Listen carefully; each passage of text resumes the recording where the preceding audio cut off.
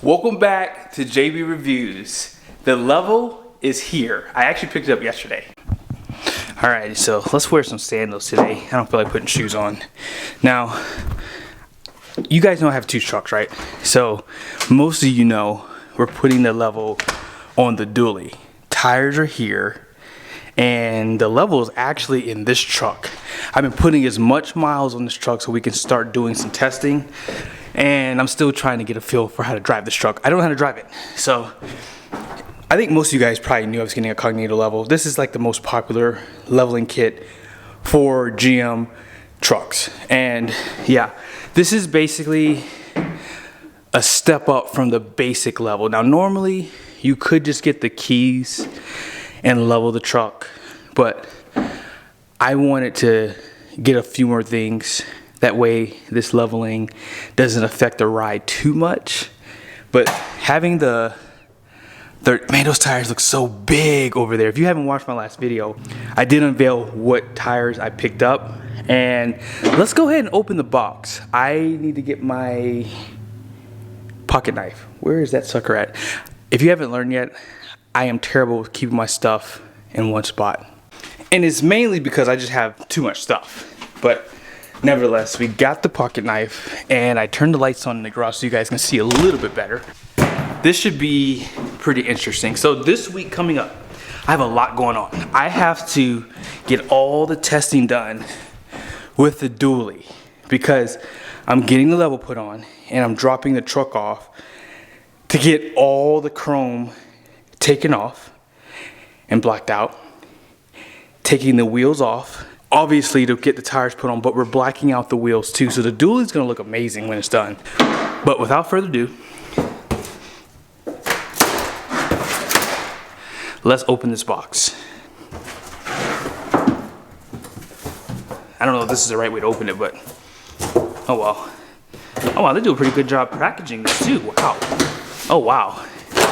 It's a box within a box. Oh, there it is. There's everything in there. So when you unbox a Cognito leveling, this is what you're gonna see. So you guys probably know what these are, right?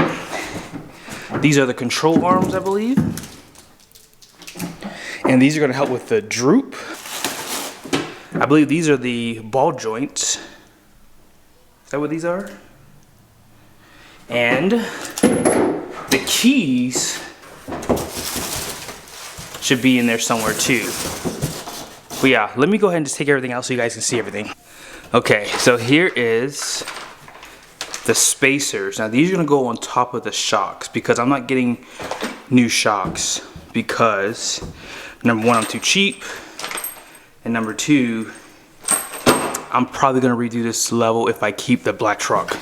But odds are, I'm probably not gonna keep the black truck because, you know, I'm actually financing this truck. I don't know if I told you guys that yet. Now, I don't know what's in here, and I need my pocket knife. So, really quickly, this is the standard control arms. If you want something a little bit more prettier, that is available, but this is fine with me. Like, honestly, I don't think you'll be able to even see the control arms. Like, they have something a little bit nicer. And if you want to go crazy, if you have the big money, you can get the Fox shocks. You can really go crazy with these leveling kits. But for me, I'm on a budget. So I really have to be careful with what I spend. And last box here, and I've already lost my pocket knife again. No surprise there. Oh, there it is. Right in front of me. All right, here we go.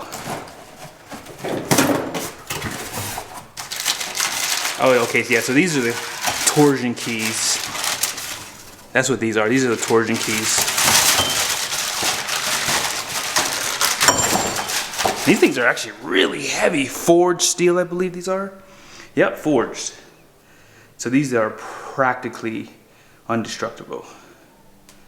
They are really heavy and big too. So this kit was $659. I'm still getting quotes on installation. A few places have said like $700. I'm like, if I have to pay $700 to put this leveling kit on, I'm probably gonna do it myself. Now that would require me to get some tools, but I could always have them. I could do the leveling kit if I wanted to. It's just doing this is just not something I want to do right now. It's just a lot of work. And so here is the control arm. So you guys see how it's slightly slanted down? So just keep that in mind real quickly. So the one that's on here now currently is pretty straight, right? So this one's just a little bit more beefier, and it has like that bend right there. So you do have to cut like a small amount of this metal off right there, and you can just use a saw.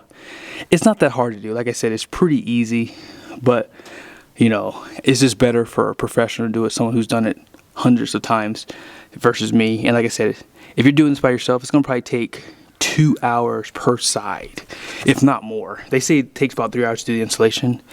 It's gonna take more than that. But yeah, this is gonna really help with like the droop and the CV. Hopefully I don't have to do a diff drop, because if I do, yeah, that's gonna cost more money and I don't wanna do that. But this should prevent that, I believe. And like I said, the shocks will have a spacer up there that you install. They give you the bolts for it, and then the keys, the torsion keys, are below the truck. And that's pretty much it. I mean, if you want a nicer style, you know, control arm, you can do that, but I don't really care about that kind of stuff. And I don't even know if you'll be able to see the control arms with these big old tires. Now they do say online that this leveling kit is for a max tire of 35 by 12.5. We're going to see if that's true. 3 days later. But today is the day.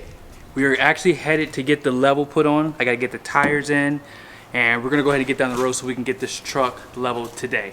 And then tomorrow I'm dropping it off to get pretty much everything else done.